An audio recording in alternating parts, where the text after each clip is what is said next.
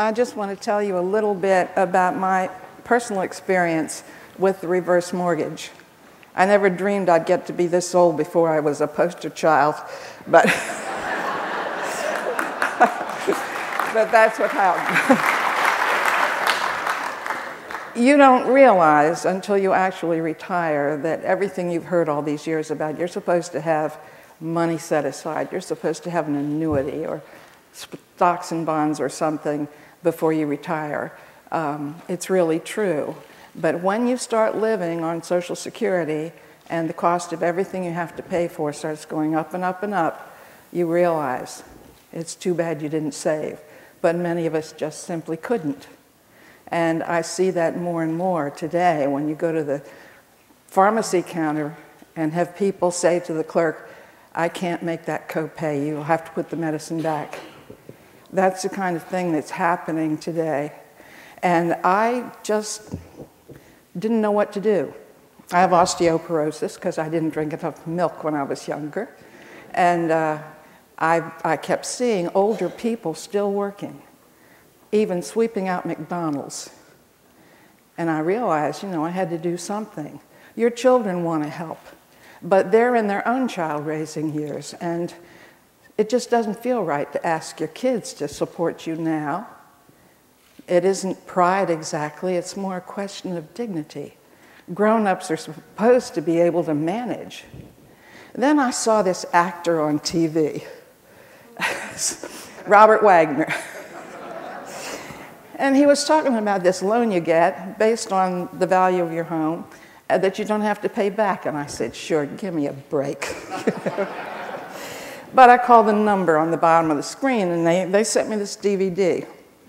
I watched it, watching for the catch. I didn't find it. So I called AARP, and I said, have you got any information about this seniors-only mortgage thing? And they sent me this nice book.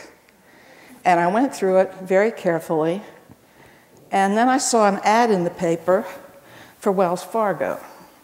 I didn't know they were the biggest lender of reverse mortgages. I called them for purely sentimental reasons. My father's grandparents had crossed the plains on the Oregon Trail in 1847, and I just love wagons.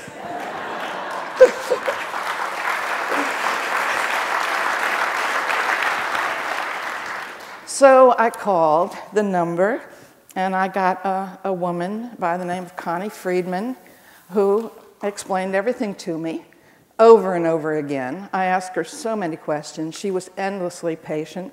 We had a number of meetings. She talked to my children, answered their questions. She even talked to my lawyer, because they don't know anything about reverse mortgages either. And finally, I made the decision to go ahead. And by the time we reached settlement, Connie and I were such good friends that we celebrated the settlement with a tea party around my dining room table, cookies and all that stuff. She couldn't be here today, but she sent me this corsage. So the whole experience was so positive. I mean, the first thing I did was pay off my credit cards and cut them up. And then I paid cash for this Scion, where my walker fits and my grandchildren fit. And I settled down to really enjoy life.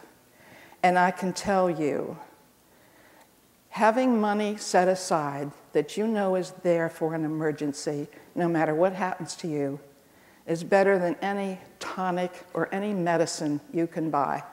You sleep so much better at night. And I was so enthusiastic about it that I volunteered to come here. Now, Wells Fargo talked about sending a wagon to bring me from Baltimore. But apparently the horses don't do well on the Beltway. So anyway, I'm here, and I'd be happy to talk to any of you if you have any questions for me. Thanks very much.